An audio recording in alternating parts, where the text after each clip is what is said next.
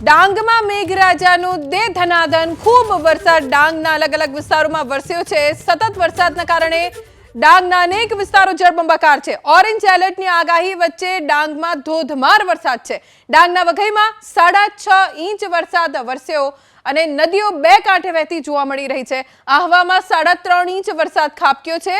હજી પણ વરસાદનું જોર વધુ જોવા મળી રહ્યું છે। સુબીરમાં ખાબક્યો છે 2.5 ઇંચ સુધીનો વરસાદ। આ દ્રશ્યો આપ જુઓ, રસ્તાઓ જળમગ્ન થઈ ગયા છે। જવડા અને સાપુતારાના દ્રશ્યો, જ્યારે વરસાદ વરસે ત્યારે સાપુતારામાં સહેલાણીઓની સંખ્યા વધી જતી હોય છે વરસાદને માણવા માટે।